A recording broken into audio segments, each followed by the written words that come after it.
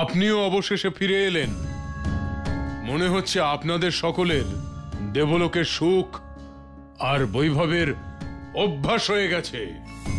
কেন সূর্যদেব, বলুন তো, এমন কি শক্তি ছিল যার সামনে মহা তেজস্বী সূর্যদেবকে নিজের দিক পরিবর্তন করতে হলো? বলুন সূর্যদেব, এমন কোন কারণ ছিল যে দেবরাজ ইন্দ্রের আদেশকে অমান্য করতেও কোন রকম ভয় পেলেন না আপনি? উত্তর দিন সূর্যদেব, উত্তর দিন সূর্যদেব। আমার অসহায়তার কারণ হলো রামভক্ত হনুমান দেবরাজ। আর যতক্ষণ হনুমান বৃন্দাবনে থাকবে ততক্ষণ বৃন্দাবনবাসীদের দণ্ড দেওয়া অসম্ভব দেবরাজ। নারায়ণ নারায়ণ। হে প্রভু, সম্পূর্ণ জগৎকে যিনি প্রকাশিত করেন সেই সূর্যদেবের মস্তকে এই ভয়ের ছায়া? প্রভু, রাম ভক্ত হনুমানের শুধুমাত্র একটু দেখা পেয়ে সূর্যদেব ওখান থেকে ফিরে যেতে বাধ্য হলেন। সূর্যদেবের এই ভয়ের পেছনে কি কারণ থাকতে পারে? দেবর্ষি, সূর্যদেবের ভয়ের কারণ হনুমানের বাল্যকালে ঘটে যাওয়া এক ঘটনা। হনুমানের বাল্যকাল? প্রভু, আমার জিজ্ঞাসা তো বেড়েই চলেছে। দয়া করে আমাকে বিস্তারে বোঝান। আমার এই কৌতূহলকে শান্ত করুন প্রভু।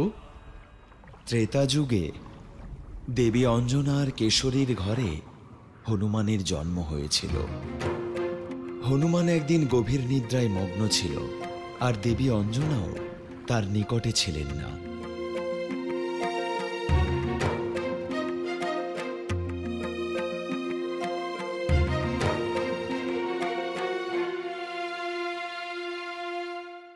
মা, মা, মা, তুমি কোথায় মা? এবার আমি কি খাবো? আমার তো ভীষণ খিদে পেয়েছে।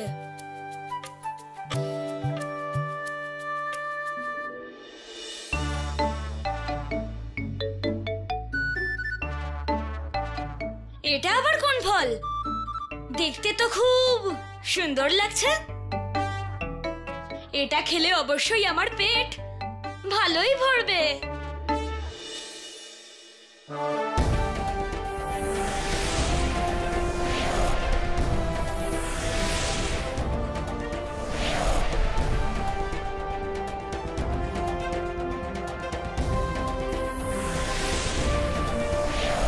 এ তো কোনো শিশু মনে হচ্ছে। আমার এত নিকটে আসা সত্ত্বেও দেখছি এর উপর আমার প্রচন্ড উত্তাপের কোনো প্রভাব পড়ছে না। নির্বোধ শিশু, তুমি ফিরে যাও, না হলে আমার উত্তাপে তুমি ভস্ম হয়ে যাবে।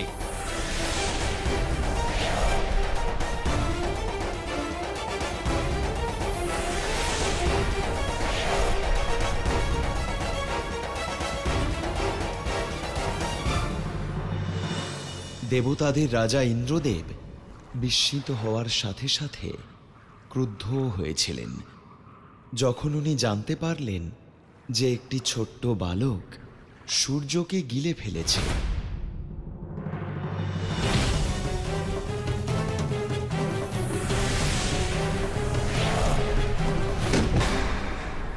ক্ষমা করবেন দেবরাজ, কিন্তু আমার স্মৃতিপটে আজও ওই দৃশ্য অঙ্কিত হয়ে আছে, যখন চতুর্দিকে আমার ছড়িয়ে থাকা প্রচন্ড খ্যাতিকে ওই ছোট্ট শিশু অন্ধকারের গভীরতায় ডুবিয়ে আমায় কলঙ্কিত করেছিল।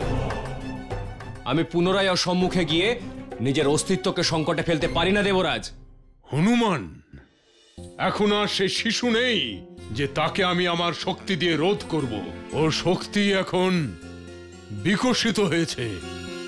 যদি আপনি এমন কোনো ব্যবস্থা করতে পারেন দেবরাজ যাতে হনুমান আমার পথের বাধা না হতে পারে, তবেই আপনার আদেশ আমি পালন করতে পারবো দেবরাজ। এর জন্য এটা জানা অত্যন্ত প্রয়োজন যে হনুমান বৃন্দাবনে কি করছে।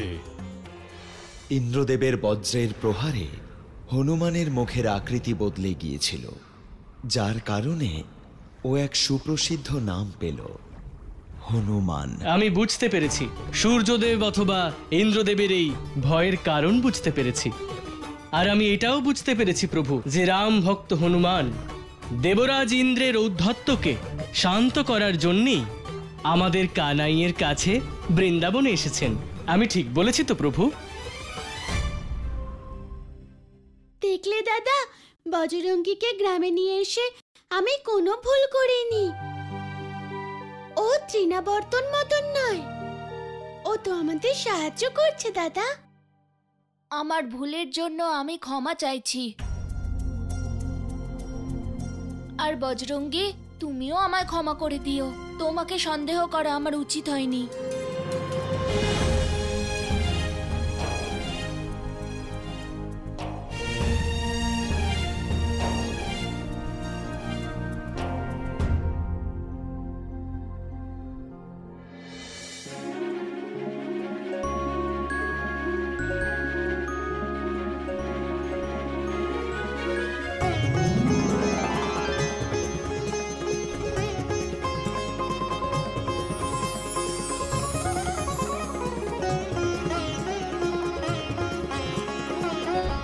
ওম অন্তরিক্ষায় নমঃ।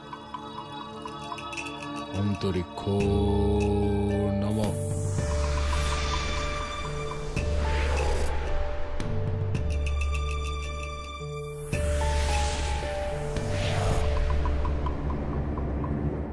গোপিনী, তুমি এখনো আমার উপর রেগে আছো? গোয়ালা, আমি কারুর উপর শুধু শুধু রেগে কেন থাকবো? গোপিনী, তাহলে তুমি আমার জন্য আনন্দে আছো? আমি খুবই আনন্দে আছি গোয়ালা, আর আমার আনন্দের কারণ হলো আমাদের বজরঙ্গী দাদা। কারণ উনি সকল বৃন্দাবনবাসীর সমস্ত সমস্যার সমাধান করেছেন আর সবাইকে সাহায্যও করেছেন। সঠিক সময় জল খুঁজে এনে বজরঙ্গী দাদা সবার প্রাণ বাঁচিয়েছেন। আর শুধু তাই নয় ললিতা, উনি আমাকে দেবী বলে ডাকেন। কিন্তু তুমি তো আমাকে কোনো রকম গুরুত্বই দাও না গোয়ালা। তুমি আমার একখানা উপহারও সামলে রাখতে পারলে না। রাধার উপহার হারিয়ে তুমি ওকে অপমান করেছো কানাই। আর যতক্ষণ না তুমি ওটা খুঁজে আনতে পারছো, আমি তোমার সাথে কোনো কথা বলবো না। বজরঙ্গী দাদা! আপনি আমায় ডেকেছেন দেবী?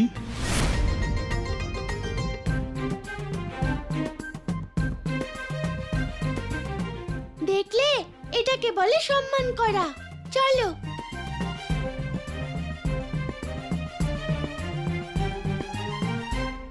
বজরঙ্গী দাদা,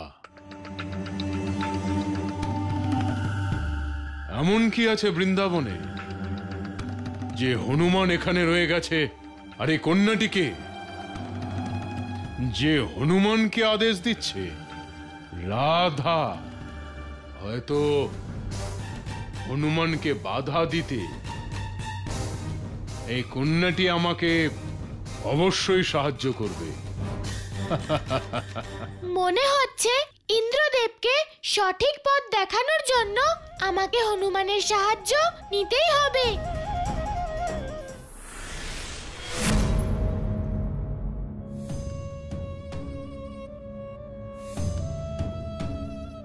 মালা নেবেন, চুড়ি নেবেন। ললিতা, বেলের শরবত তাড়াতাড়ি বানাও। সবাই যত তাড়াতাড়ি খাবে, তত তাড়াতাড়ি সবাই সুস্থ হয়ে উঠবে। বানাচ্ছে তো রাধা। হুল্লোড়ি, বিশাখা, তাড়াতাড়ি করো। মালা নেবে, চুড়ি নেবে। মালাওলা, চুড়িওলা। মালা নেবে, চুড়ি নেবে।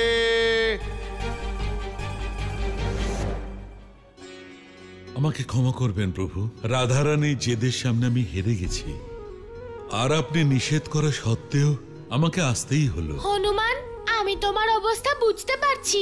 রাধার জেদ কোনো সামান্য জেদ নয়। ওর জেদের সামনে তো আমিও নিরুপায় হয়ে পড়ি। প্রভু, শিশুদের জেদ আর নারীদের জেদ এ দুটোই বিশ্ববিখ্যাত প্রভু। তুমি একদম সঠিক বলেছ হনুমান, কিন্তু এখন আমাদের মনোযোগ ইন্দ্রর দিকে দিতে হবে, কারণ ইন্দ্র এত সহজে হার স্বীকার করবে না। তুমি আসাতে সূর্যদেব নিজের পা পিছিয়ে নিয়েছে, কিন্তু ইন্দ্রদেব পিছনে সরবেন না। উনি আবার আক্রমণ করবেন, আর ওনার আক্রমণকে প্রতিরোধ করার প্রস্তুতি নিতে হবে। কাকা, অন্য কোথাও যাও, আমাদের লাগবে না।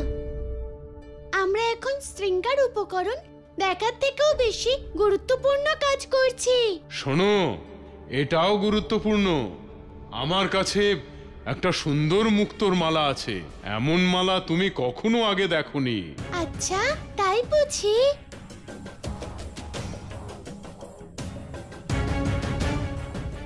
দেখান। নিজেই দেখে নাও, নিজের চোখে দেখে নাও, আর আমার কথার সত্যতা যাচাই করে নাও। এই দেখো। আরে, এটা তো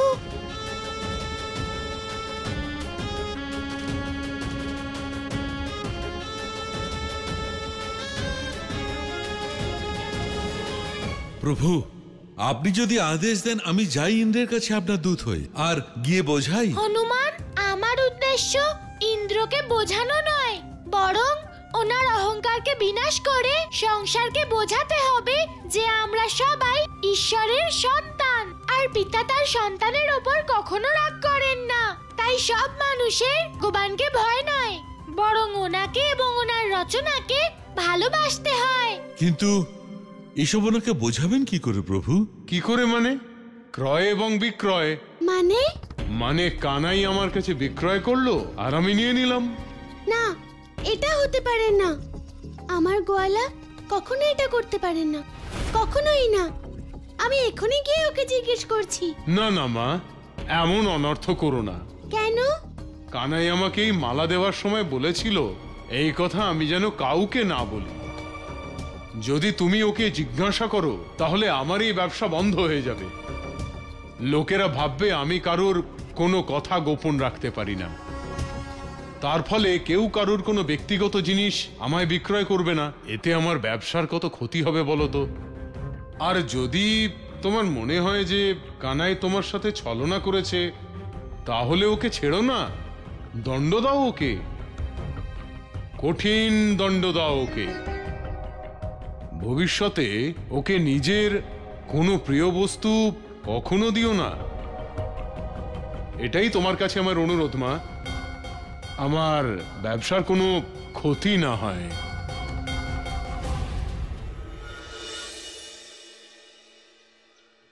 প্রভু কি চিন্তায় মগ্ন?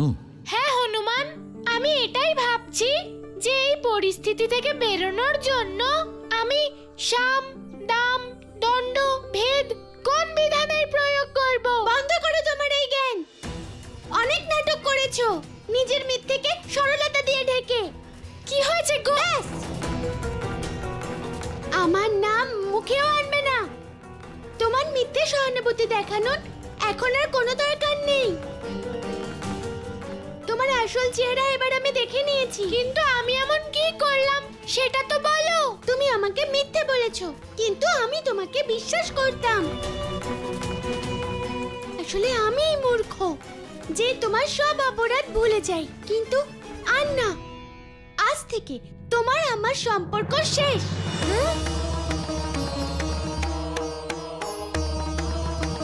না আমি তোমার সাথে কথা বলবো, না আমার কোনো সখী তোমার সাথে কথা বলবে। কিন্তু কি হয়েছে দেবী? আপনি ওনার উপর ক্রুদ্ধ কেন? উনি কি এমন করেছেন? আপনার এটা জানার কোনো প্রয়োজন নেই।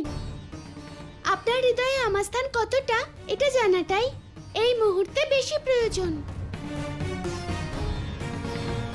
যদি আমি আপনার বোনের মতো হই, তাহলে এখন থেকে এই গোয়ালার সাথে কথা বলা বন্ধ করে দিন।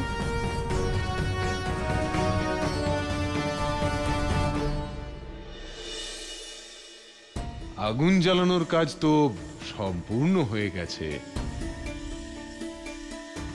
কিন্তু হনুমান কথা বলছে না কেন?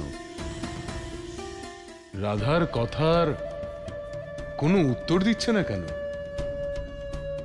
কথা দিন, যতদিন না আমি বলবো আপনি গোয়ালার সাথে কোনো কথা বলবেন না। আমার কথা শুনবেন, আর কারো কথা না। আমায় কথা দিন।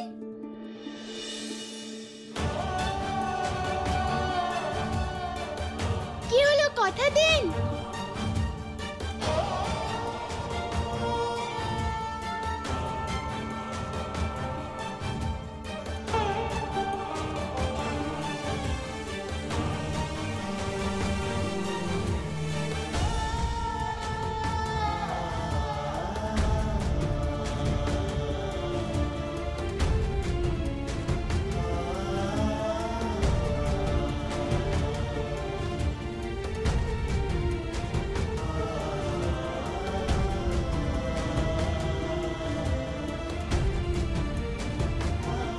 আসুন। হঠাৎ এই গোপিনীর কি হলো?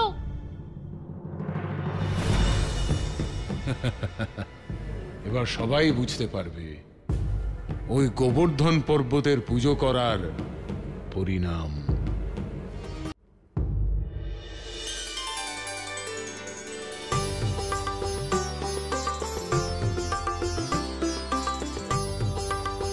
এটাই সুবর্ণ সুযোগ। ওখানেই দাঁড়ান। কে আপনি, আর এখানে প্রবেশ করলেন কিভাবে? আপনি জানেন না এখানে আসা অপরাধ? চুপ করে আছেন কেন? আমার প্রশ্নের উত্তর দিন। উত্তর নয়, আদেশ দেয় ভগবান কংস। সরে যাও আমার পথ থেকে, অন্যথায় নিজেদের জীবন হারাবে। জীবন আর মৃত্যু নির্ধারণ করে সময়, কংস।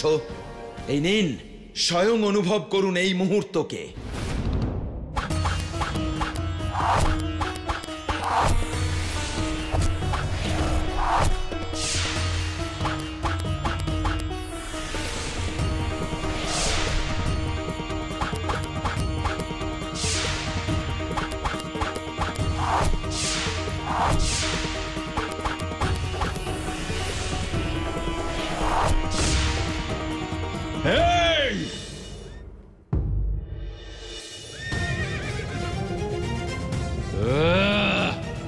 ভস্ম করে দেবো সবাইকে আমার উত্তাপে।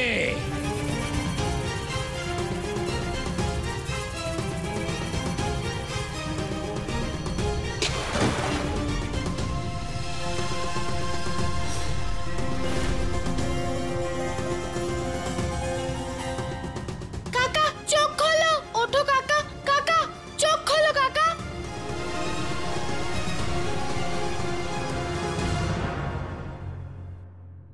অসময়ে তাপ বাড়াচ্ছ সূর্যদেব, আমি তোমাকে ছাড়বো না।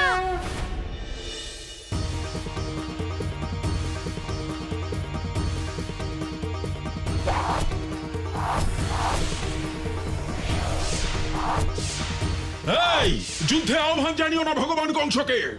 ভেঙে গেছে আমার ধৈর্যের বাঁধ। দণ্ড দেব আমি তোমাদের এই ধৃষ্টতার জন্য। এবার দেখো ভগবান কংসের ক্রোধ।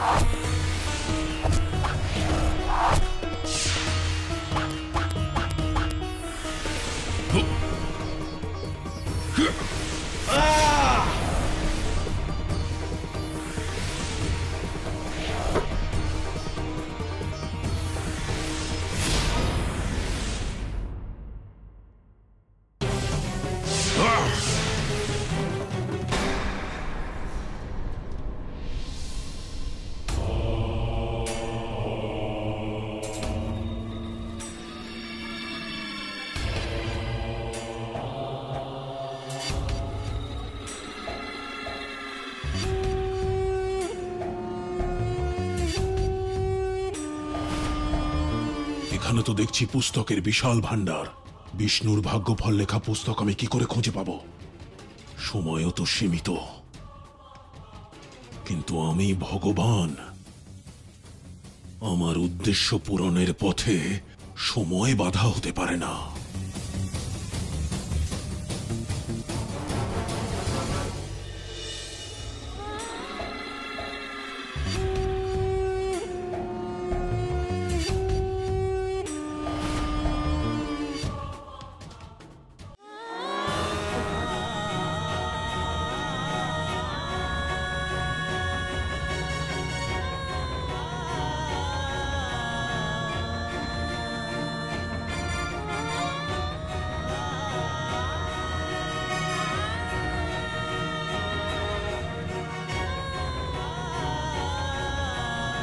আরে দিদি, কি হলো তোমার? উনি তো জ্ঞান হারিয়েছে। সামলাও ওকে। এই নাও, জল পান করো।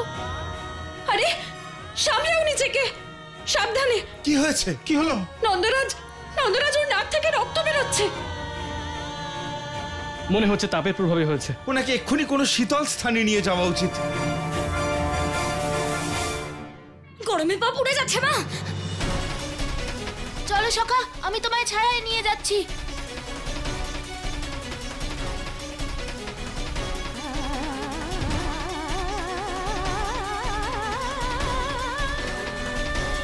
হে প্রভু, রক্ষা করো আমাদের। এসব কি হচ্ছে? অনা